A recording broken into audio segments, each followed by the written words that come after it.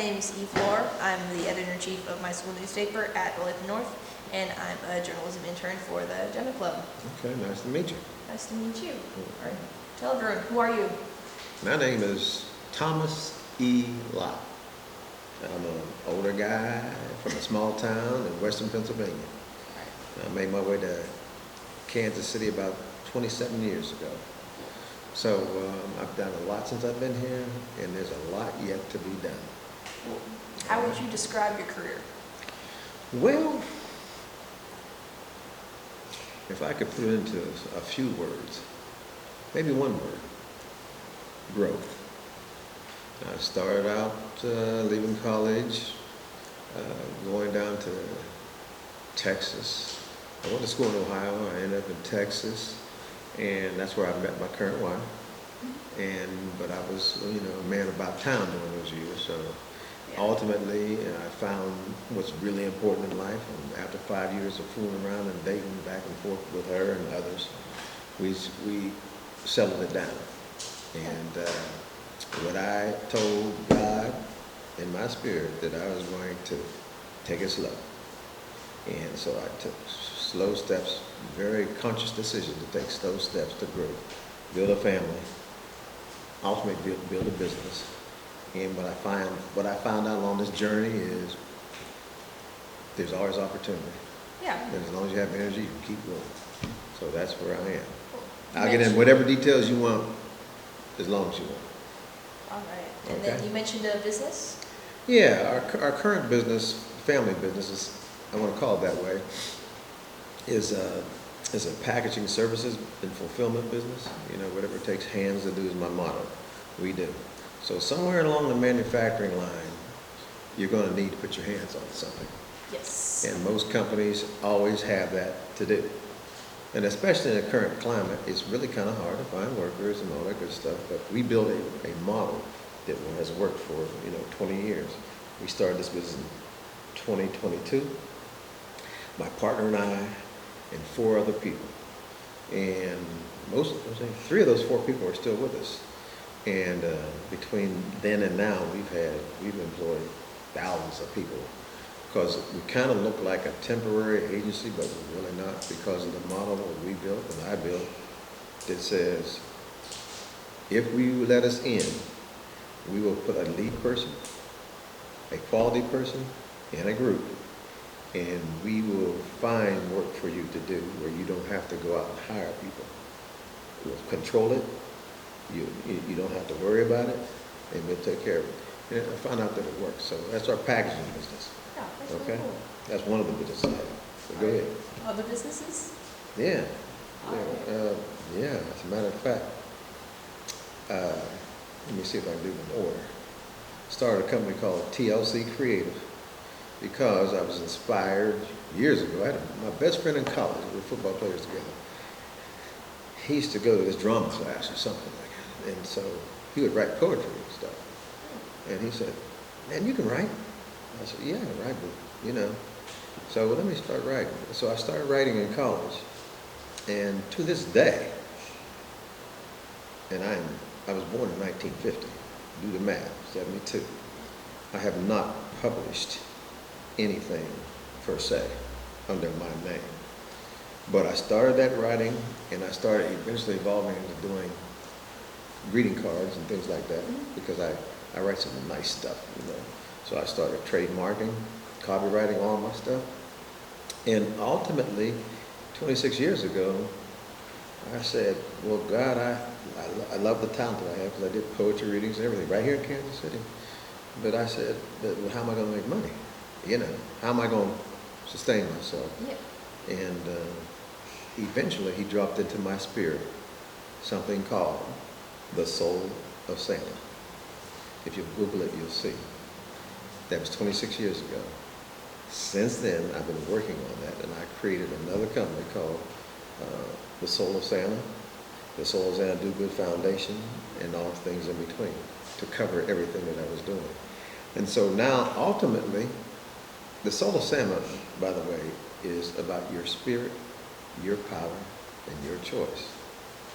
Something else I trademarked, right? You think of something, protect it.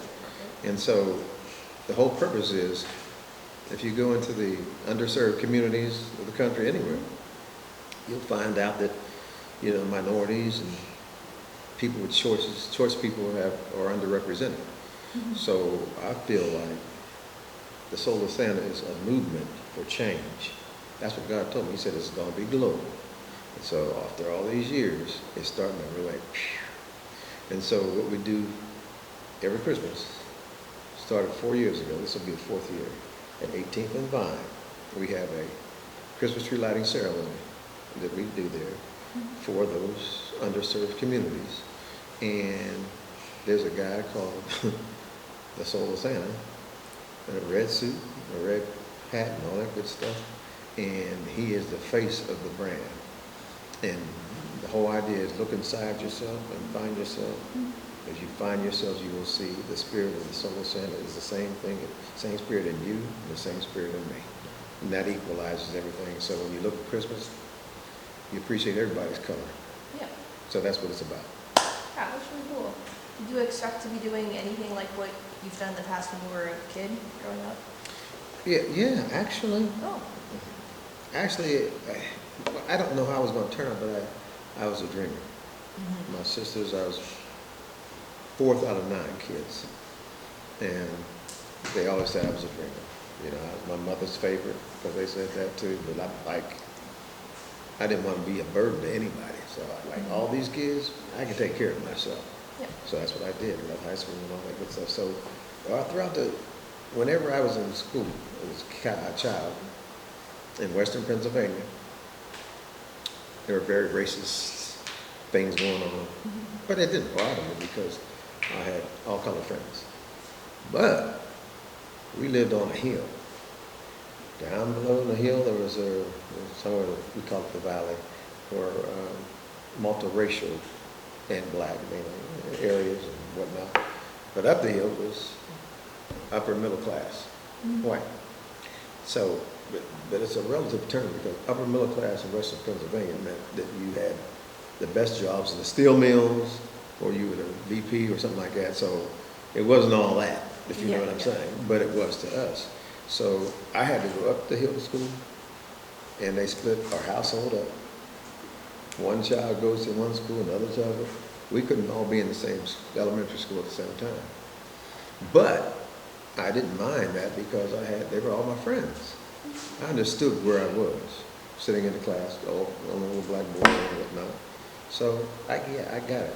But they were good people to me. Yeah.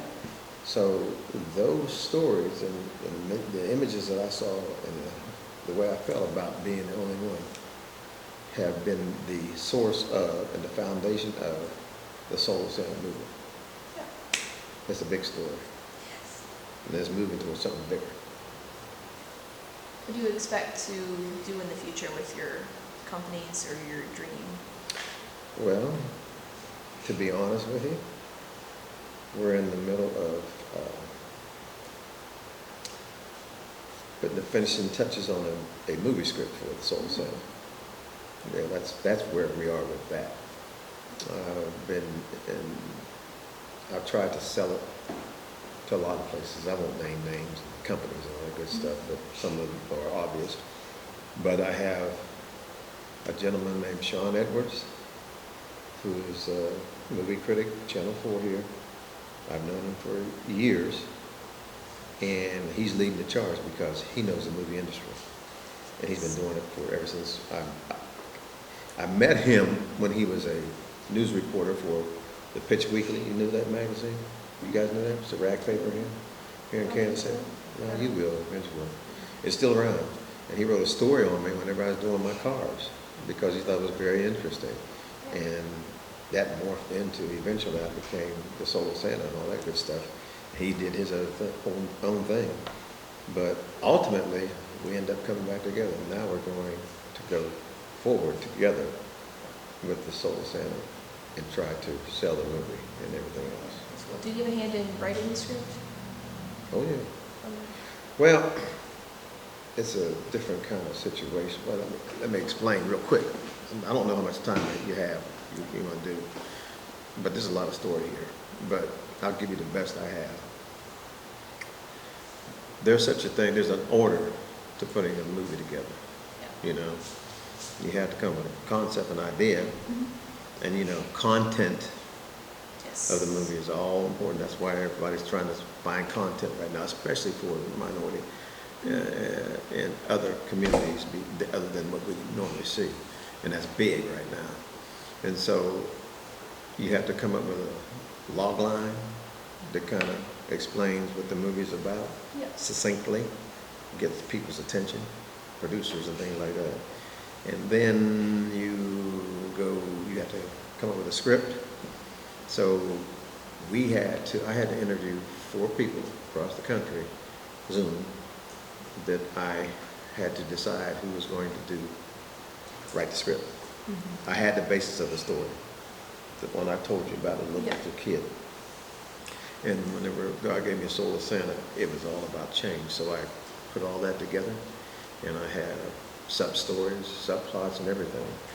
But the main character is the soul of Santa. He has a name in the movie. I'm not going to repeat what it is right now. It's beautiful. You're going to be surprised. You'll love it. You're going to love it, I'm telling you. And so all that comes together, and 3 of the people I interviewed were great, but the 4th one was it. And my business partner for the Performance Packaging Group is the name of our business. He said, "How are you going to know it's the right one?" But what I do know about the journeys of life, quote me on this, God will reveal to you those people who need to be involved in your mission. If it's ordained by Him, He'll show you. So I wasn't worried about it, but whenever I interviewed this girl, the producer I was working with says, like, she might not be, but you know, she was the obvious choice, because she said to me, the main character is called Tommy. I was a Tommy. I grew up in Toledo, Ohio, in the same kind of environment Tommy did, the only one in the classroom. I understand what it felt like to sit there and do this, and so on and so forth. And she was so bubbly, and it's like, I had no concern from there as to who was going to write the script. And when she finished the script, 2 thumbs up. And so now we're going through the final draft of the script. And one of the other things that you do, I'm finding this out new, because I've never done this before, is that you have to do it's sometimes very good to do a table reading of the script. I don't know if you guys have done that, but you know, so the readers have no idea what the story is. All they do is read parts, and you just have to see how the flow goes, what it sounds like. And it helps, I believe, with the person who's going to deliver the goods. You know, they'll understand it, and they'll see if it flows good enough. But they feel that we got the wire. All right? Yes. Did you ask me anything else? Did I go too long on that? Oh, that was good. Okay. I'm not trying to give you everything I got, but I'm going to give you everything I got. What are the questions you have for me? One moment. I got plenty of time. Shoot.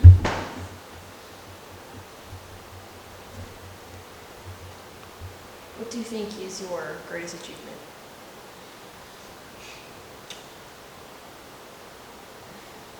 Well, it's easy to answer. I'm trying to figure out how to say it good. And I guess it's a one-word: family. I mean, everything that you do in purpose in life centers around family, if you're able to have one. Everybody doesn't have family. But it's an interesting thing you ask, because, I mean, people say I'm a great family man and all that good stuff. And I get all kinds of kudos about our family structure and all that good stuff. I came from a big family. My father was never around. He drove a truck, stayed on the road. He died when I was 13 years old. I've been my own man, you know. But I saw enough, and I saw enough from other people's parents and families to figure out what I needed to do for mine. And so, you know, trust in God, treat people fairly, give your kids the best that you have. I mean, there's ups and downs on, but you just give them the best. Yeah. That's what they remember, right? And help those who are less fortunate. Mhm. That's the whole purpose of my brand and called Soul Santa, and our foundation is called Do Good 365. That's our tagline. So we help people all the time. And we'll probably be doing something to help you guys along the way as well. So family is it, you know, because everything centers around family. That's what makes you successful. I mean, you can be good by yourself, but it's kind of empty when you don't have family to share. Personal right? relationships. There you go. Yeah. Yeah. And how did your family growing up affect how you wanted your family to be now? How did my family grow Yeah, up? like how did your childhood grow up? Okay, affect- so that's another good question, because you're like, when you get older, you're like, well, what did I miss? Mhm. And I'll tell you something that I learned this weekend. We had a little family reunion here in Kansas City. And it's such a small part of our family. You know, there were like 30 of us. But one of our family members is new to us and us to him. And he's in my nephew. And my oldest brother, who's in Texas and ill, but he's okay, fathered this child when he was like a junior in college in Ohio. And this girl was a freshman, and her parents didn't want her to marry my brother. Mhm. So they gave the baby up for adoption.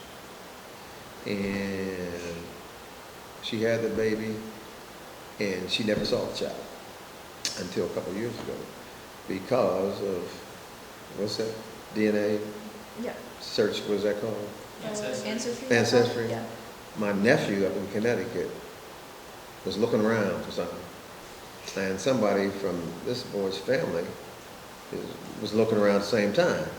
And then they found that he had all these cousins and family members, 99.9% sure. And so ultimately, they made contact.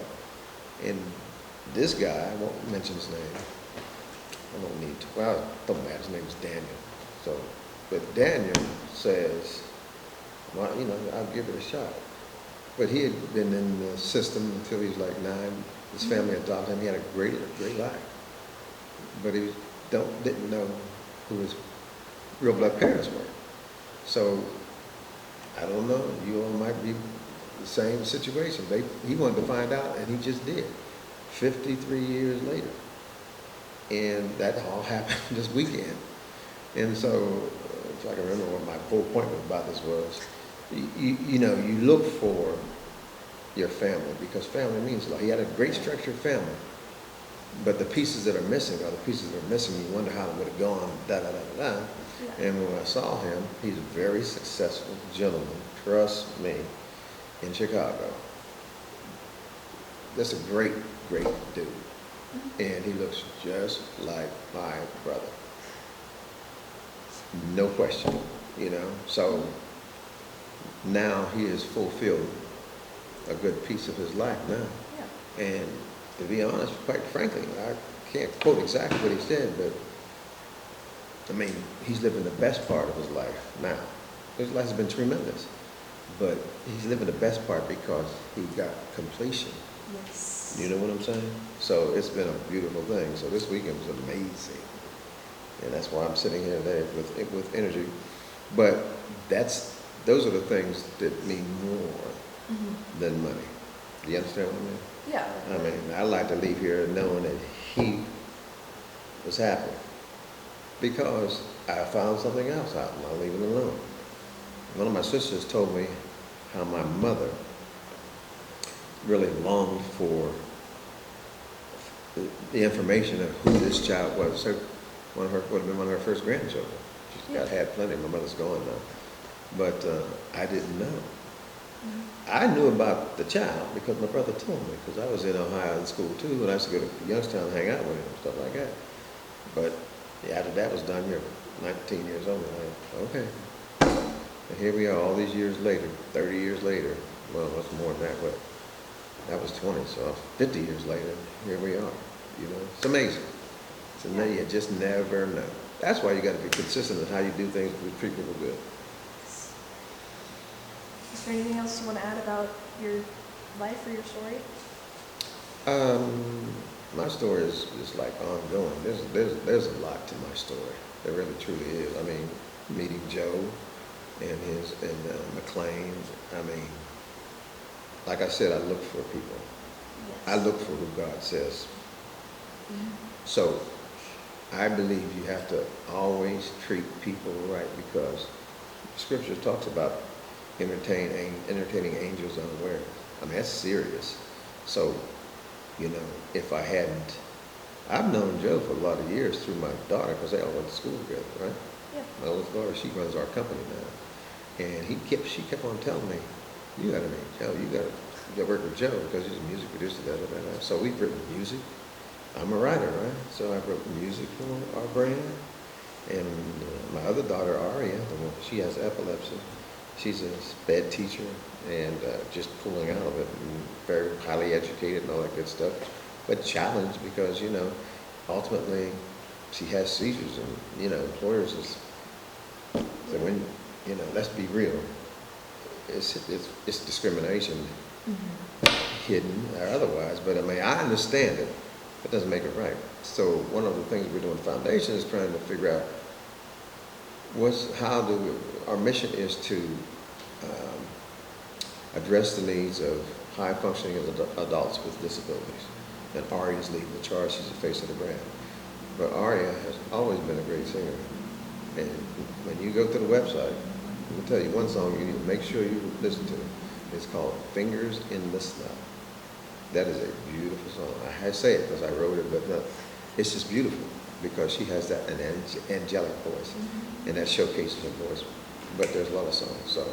So the only thing else I need to tell you guys, and that's how Joe came. We connected years later or whatever. Known him for a long time, but now he's a major part of what we're doing. Him and McLean. So, and I see it going down for a long time. Because remember what I said, God said global. I believe it with every ounce of my being. And that's why when you dream, you have visions, go after and believe it.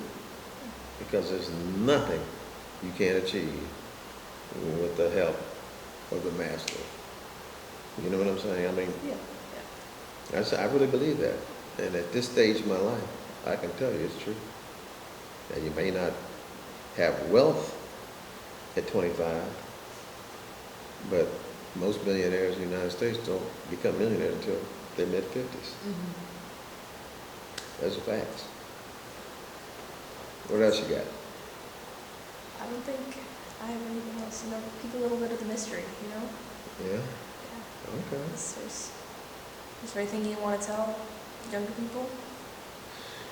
Yeah, I mean, you've heard a lot of it, but it's important to be a collective. You know, diversity is important. Diversity and inclusion is important. Don't malign anybody because of their choices and beliefs and stuff like that. I'm serious as heart attack. I mean, because it ain't that serious. What's serious is, you know, how can you help your brother or your sister? How can I be a good citizen, a good friend? I mean, are you all in high school or out of high school? Yeah, I'm in high school. So, everybody have a best friend? Yeah. Okay.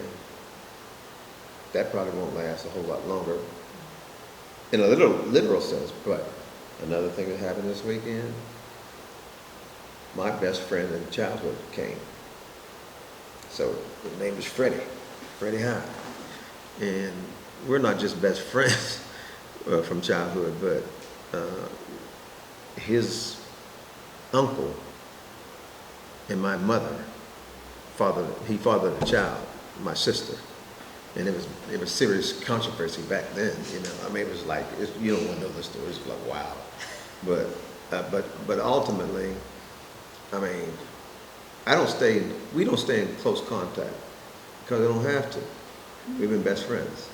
And when people see us, especially people we know, like, and if he was here, I introduced him as my best friend, and we start laughing, just like we did when we were kids, because you know why? You remember stuff you did together and all that good stuff. Those things, and they were good memories. Yeah. I mean, we had fist fights, 3 of them. I won 2. I know that. All right. No, and we never talk about it. Serious business, though. I mean, you do everything together. And so you learn to be you. And so from that point forward, that relationship will always be there. And the other thing about relationships is, don't let an opportunity get by you to apologize and repair a relationship, friend or otherwise, because it ain't serious. Who wants to go through life angry? I mean, it's bad energy, and it's bad karma. And really, truth be told, anger is very powerful because you focus on it. And if you keep focusing on anger, you're not going to see the beauty of the trees, if you know what I'm saying. I mean, you really won't. You're just so hung up on it, like, nah, that girl, that guy, like, get on my nerves. You see him and you just get angry. You got to figure out how to let it go, get beyond it. So, I guess at the end of the day, life is life. You got a lot of living to do. Pray that you can stay healthy and all that good stuff, but just keep going forward and look at, pick up every rock, look under it. You know what I mean? And if you feel strongly about something, all you got to do to make it happen is sell it to somebody else, convince somebody else. You know what I mean? And it's crazy how people can have such success with little things, Yeah. So I've had a good life. I don't have nothing to complain about. I mean, it's not been easy. I mean, business that my partner and I started, he was running a business for another company, his brother-in-law's company, and he called me up because I had left my corporate job, and he said, man, can you help us get some new business? I said, yeah, I'm sort of consulting. I said, no problem. And it took me about a year, really, to get a good piece. But what I didn't know was they were getting ready to shut those doors because they were doing some work for Hallmark in the inner city, and Hallmark was taking that stuff to Mexico. It's like, so we had a couple other guys around, and they said, good luck. I said, oh no, we can do this. I don't think you can. These are old guys like me, we're in the 50s. I'm like, give me a challenge, So my partner's a mild-mannered guy. I'm kind of more aggressive, but it worked. We've never had a bad moment ever. And we got those 4 folks, and I had that one piece of business. Within a year's time, we were their top supplier. And then, the rest is history. I was all over town, driving, knocking on doors, and like this. And when you could do that, and people would see you. Now they don't do that. And we built this business. So, and I'll tell you one other thing. Nothing comes overnight. The biggest customer we have right now took 20 years to get. I contacted these people every 3 to 4 months for 20 years. And then COVID came. And the older guy retired. And new blood was in. And they're like, well, who's performance packaging? Who's talking out? Talk to them. And so they had 6 or 7 different temp agencies in there. They were even bringing people in, paying a company to bring people into Chicago, put them up in hotels and all that good stuff to try to do some of these COVID kits and healthcare stuff. And guess what happened? Yeah, we took over. They all left. They's like, well, we don't need those guys. They pay us, I'm going to have to charge you, but you're going to get results. And now they're our biggest customer, and they're not going anywhere. And we're talking about doing stuff in all parts of the country for them. But 20 years of knocking on the door. You just never know. Never give up in what you believe. If you believe you got it, stick with it. Somebody's gonna buy it.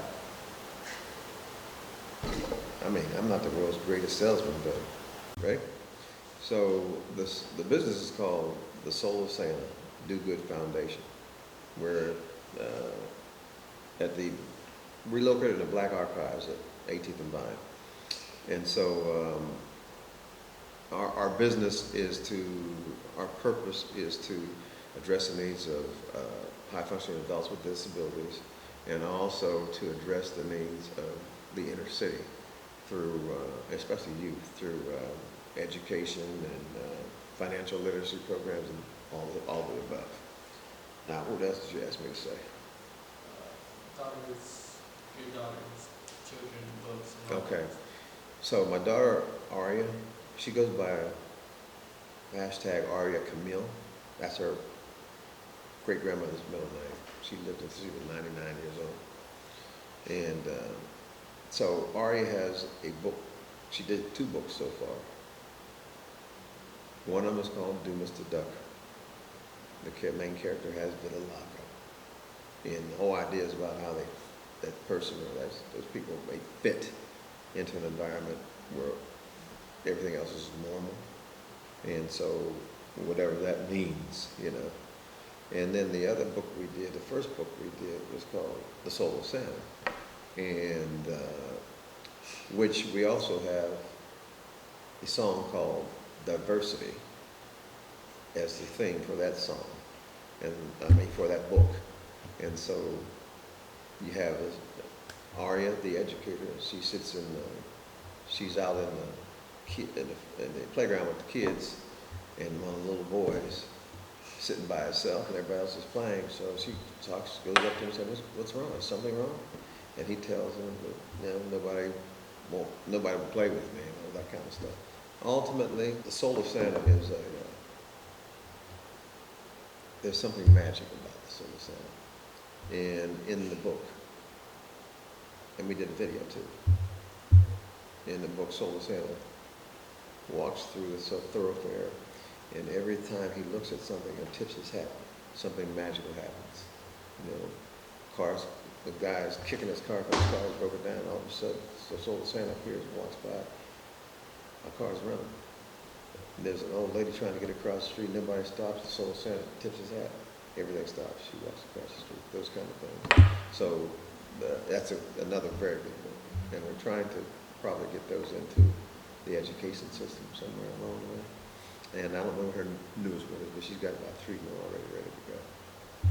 So you can find us at www.thesoulofsanta.org. It's all there. Kansas City, Kansas City.